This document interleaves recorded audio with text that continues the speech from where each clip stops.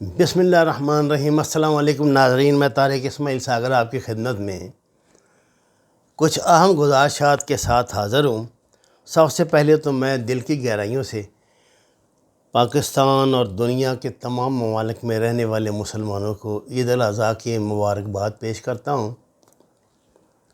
قربانی کی یہ عید جہاں ہمیں یہ احساس دلاتی ہے کہ جب تک ہم اللہ کے دین پہ قربانی کی اس روایت کو زندہ رکھیں گے تب تک ہمارے لیے سرخروئی ہے، ورنہ ذلت اور خواری کے علاوہ کچھ ہمارے ہاتھ نہیں آتا۔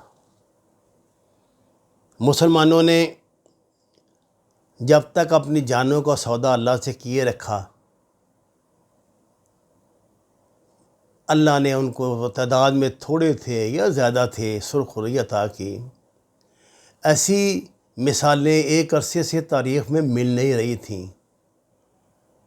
طالبان نے قائم کر دی، نہتے بے یار و مددگار، بے کس بے بس، پیدل جوتی پہننے کے لیے پیروں میں نہیں ہے، دنیا کی سب سے بڑی طاقت سے ٹکرا گئے، یونیلیٹرل پاور سے ٹکرا گئے، اور امریکی صدر نے تقریر کر کے اپنی شکست کو تسلیم کیا کہ نہیں، ہم اس کا کچھ نہیں کر سکتے، ہم انہیں ہرا نہیں سکتے، اور میں اگلی امریکن نسل کو تباہ و برباد ہوتے نہیں دے سکتا۔ ناظرین کرام، یہ ایک فقرہ تو عالم کفر کو ایسا لڑا ہے کہ جس دور سے جو بائیڈن نے یہ تقریر کی ہے تب سے آج تک ہر روز ایک نئی سازش ہمیں دیکھنے اور سننے میں آ رہی ہے۔ روایات جیسے تاریخ میں موجود ہیں کہ جیسے پہلے جب بھی انہوں نے مسلمانوں سے شکست کھائی تو مسلمانوں سے بدلہ لینے کے لیے لڑ تو نہیں سکے، سازشیں کی، غداریاں کروائیں، اور ان کی خوش قسمتی، مسلمانوں کی بدقسمتی سے ایسا اثاثہ ہمیشہ میسر رہا ہے۔ مثلاً پاکستان میں کس چیز کی کمی ہے؟ جتنی زرخیز زمین یہ غداروں کے لیے ہے، میرا تو خیال نہیں کوئی۔ یہ تو دیکھیں نا، قریباً ہر روز آج بھی وزیرستان میں شہادتیں ہوئی ہیں، ہر روز اس آزادی کی دیوی کو خون کا نذرانہ ہم پیش کرتے ہیں، تب یہ ہم سے راضی رہتی ہے۔ جب ہم خون دینا بند کرتے ہیں تو عذاب ہم پہ نازل ہونے شروع ہو جاتی ہیں۔ دیکھیے نا، وہ تھا نا، وہ جو ہندو روایات ہیں کہ وہ ایک جو آتی تھی بلا تو ایک لڑکی کی قربانی دینی پڑتی تھی اس کو۔ تو یہاں تو اپنے وطن کے لیے 25-30 سال کے بچے جانیں دے رہے ہیں، اور وہ جانیں دے رہے ہیں جنہوں نے اپنے پیدا ہوئے بچوں کو بھی نہیں دیکھا۔ کیپٹن باسط کی مثال دیکھ لیں، 1 ماہ پہلے بچہ پیدا ہوا، اس کو دیکھ نہیں، شکل نہیں دیکھ سکا، یا اس کی شہید ہو گیا اللہ کے راستے میں، اور کسی کو اس کا نام بھی میرا خیال ابھی یاد نہیں ہوگا۔ خیر، یہ تو مکافات عمل ہے، جو بو گے وہی کاٹو گے۔ اب ہمارے ہاں یہ ہے کہ انہوں نے جو ہمارے سو کالڈ یہ لبرل تھے، جو اینٹی پاکستان ایلیمنٹس تھے، انہوں نے یہی فصل بوئی تھی، اب یہ ہمیں کاٹنی ہے۔ اگر اس وقت ہمارے بزرگ عقل کر لیتے، اس کا تدارک کر لیتے تو شاید بات ہوتی، لیکن آپ نے ان لوگوں کو مادر پیدر آزادی دیے رکھی، نتیجہ آپ کے سامنے ظاہر ہے۔ تازہ ترین میں آپ سے یہ عرض کر دیتا ہوں خبر کہ ایک تو آپ کو پتہ ہوگا کہ افغان آرمی چیف اور امریکن وزیر خارجہ نیکسٹ ویک میں اکٹھے دورہ کر رہے ہیں انڈیا کا۔ دیکھیے، افغانستان نے ابھی جو ان کا آخری مذاکرات ہوئے ہیں نا یہاں قطر میں، تو اس میں دھمکی دی تھی کہ اگر یہ مذاکرات ناکام رہے تو ہم پھر انڈین ایئر فورس سے مدد لیں گے طالبان کے خلاف۔ مذاکرات ناکام ہو گئے، اب وہ مدد لیں گے۔ اور جو افغان آرمی چیف ہے، اس کے انڈیا جانے کی وجہ یہ ہے، مجھے نہیں پتہ کہ انڈیا کا کیا ریئیکشن ہوگا۔ ظاہر امریکن وزیر خارجہ بھی انڈیا کو یہی لالچ دیں گے، دباؤ ڈالیں گے، جو بھی کریں گے ان کی اپنی حکمت عملی ہے۔ لیکن کیا آپ یہ تصور کر سکتے ہیں کہ انڈیا یہاں پر آئے اور اس کے بعد کا افغانستان آپ کیسا دیکھ رہے ہیں؟ ناظرین کرام، سچی بات یہ ہے کہ ان کے عثمانیوں کے زوال کے بعد مسلمانوں کی عالم کفر کے خلاف یہ پہلی بڑی کامیابی تھی جب طالبان نے امریکہ کو لمبا کیا۔ یہ دنیا سے ہضم نہیں ہو رہی، سازشیں ایسی ہو رہی ہیں کہ خدا کی پناہ۔ اب ہم دیکھیے یہاں کیا روس کی باتیں کرتے ہیں، اور آپ کو پتہ ہے کہ نیو یارک ٹائم کی ایک رپورٹ کے مطابق کہ گزشتہ ماہ جنیوا میں آپ کو پتہ ہے نا ملاقات ہوئی تھی پیوٹن کی اور صدر بائیڈن کی، جس میں انہوں نے ایک دوسرے پہ بڑے سوالات اور ایک دوسرے پہ وہ کیے تھے اور جوابات، اور روس پر الزام، روس نے ان پہ الزام لگایا تھا۔ لیکن اس کی سب سے بڑی اندر کی خبر یہ تھی کہ روس نے امریکہ کو سینٹرل ایشیا میں جاسوسی اڈوں کی پیشکش کی ہے۔ اس نے کہا کہ اگر طالبان کے خلاف انٹیلیجنس تو نے اکٹھی کرنی ہے نا تو ٹھیک ہے، تم یہ اڈے استعمال کرو، لیکن اس کے بدلے ہمیں فلاں فلاں فلاں فلاں دنیا جا رہا ہے، سفارتکاری کی دنیا، وہ کوئی مسلمان تو نہیں نہ ہے۔ اگر روس، چین، میں چین کو بھی اس میں شامل کروں گا، ہر غیر مسلم ملک اگر طالبان کی حمایت کرے گا، اگر برطانیہ نے کہا ہے کہ جی ہم طالبان کی حکومت اگر بن گئی تو تسلیم کر لیں گے، تو آپ کا کیا خیال ہے کہ یہ کوئی گھاٹے کا سودا انہوں نے کیا ہے؟ اور جس طرف پلڑا بھاری ہوگا وہ اس طرف جھک جائیں گے۔ یہ ایک دیکھیں، جو بات آپ کو سمجھ نہیں نا بھائی پاکستانیوں آ رہی، وہ یہ آپ یہ بات مت بھولیں کہ روئے زمین پر صرف دو نظریاتی ملک ہیں، ایک کا نام ہے اسرائیل، ایک کا نام ہے پاکستان۔ اسرائیل دنیا میں جتنی بھی کاروائیاں کرتا ہے وہ اپنے نظریات کی بنیاد پہ کرتا ہے۔ ہم دنیا میں جتنی بھی کاروائیاں کرتے ہیں اپنے نظریات کی بنیاد پہ کرتے ہیں۔ ہم لا الہ الا اللہ، پاکستان کا مطلب کیا، لا الہ الا اللہ، اس پہ سمجھوتا نہیں کر سکتے۔ کیسے کریں گے؟ ہماری بنیادی اکھڑ جائے گی، اوپر کیا رہ جائے گا؟ اس لیے یہ جو لبرل، یہ جو خونی دہشت گرد یہ بکتے رہتے ہیں نا الٹی سیدھی باتیں کہ پاکستان کو جی ٹیکنالوجی کے بغیر نہیں چل سکتا، وہ ان سے لینی پڑتی ہے، IMF کے پاس کیوں جاتے ہیں اور سعودی عرب کے پاس کیوں نہیں جاتے؟ ارے بھائی، ہم تو ظاہر کے مکلف ہیں۔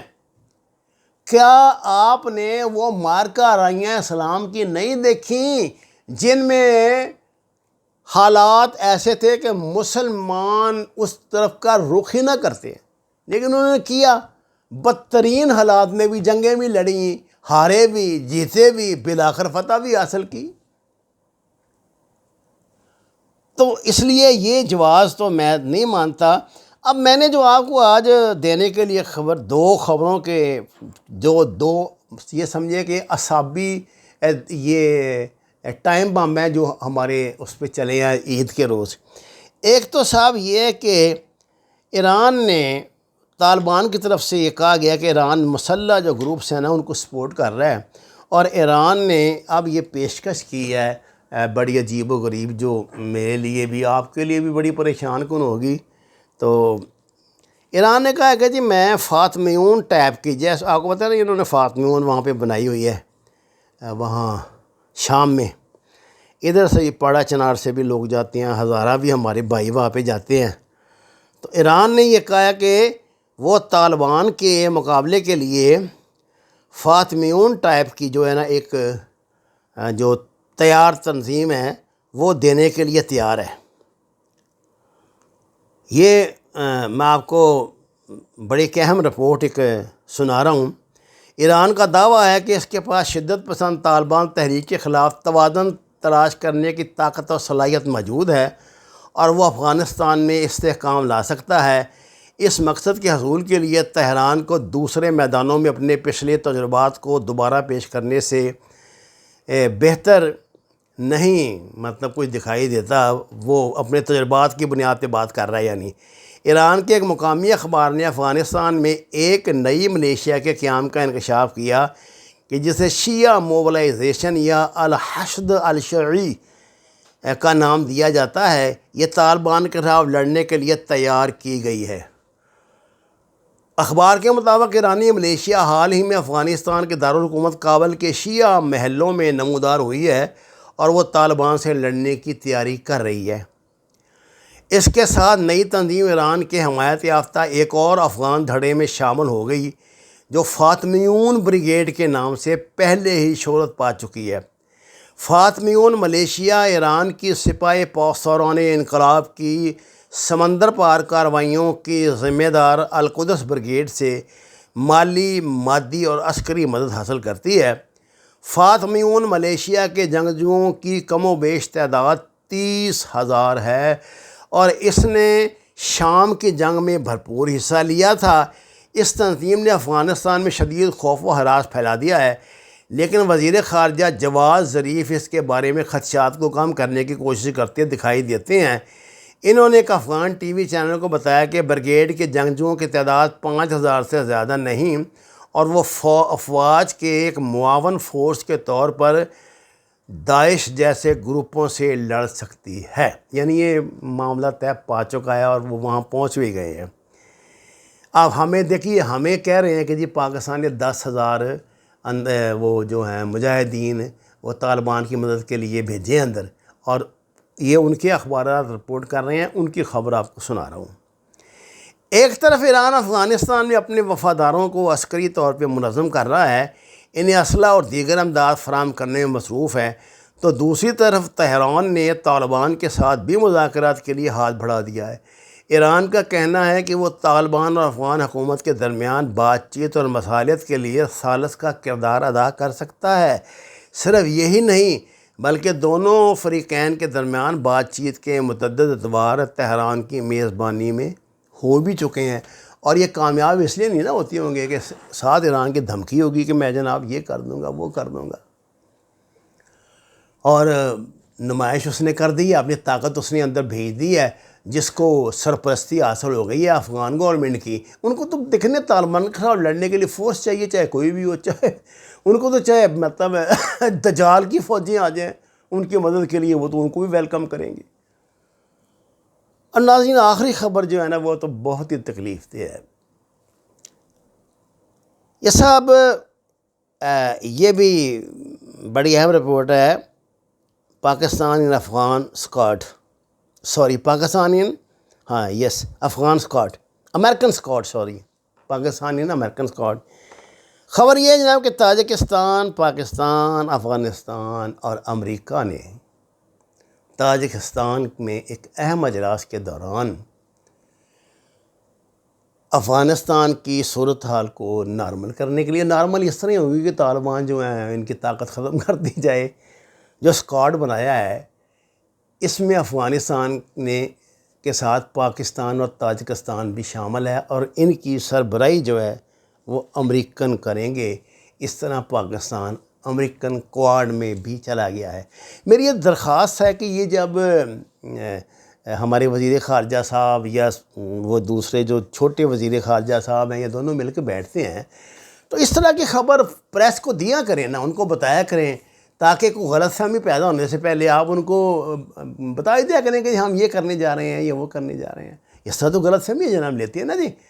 پاکستان امریکن کوارڈ میں چلا گیا ہے امن لانے کے لیے، امریکہ کے ساتھ مل کے امن لائے گا پاکستان وہاں پہ، اور امریکہ کیسا امن چاہتا ہے یہ بات آپ نہیں جانتے۔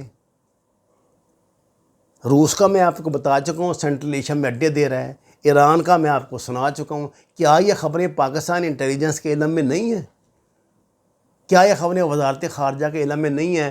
آپ قوم کو کیوں اعتماد میں نہیں لیتے؟ مجھے تو یہ بات سمجھ نہیں آتی۔ اس سے کیا خطرہ ہے آپ کو؟ اس سے کون ناراض یا خوش ہوگا؟ جس نے ہونا ہے وہ تو ہو ہی جانا ہے۔ وَمَا عَلَيْنَا إِلَّا الْبَلَاغُ الْمُبِينُ۔ ناظرین کرام، درخواست ہے قرآن اور نماز کو ترجمے کے ساتھ جانیے ہماری چینل کو۔ اگر آپ یہ سمجھیں کہ ہم صحیح ہیں تو ضرور ہماری مدد کریں، اس کو شیئر کریں اور اس کو سبسکرائب کریں، تاکہ سچ کا یہ سلسلہ آگے سے آگے پھیلتا جائے۔ آپ کا بہت شکریہ۔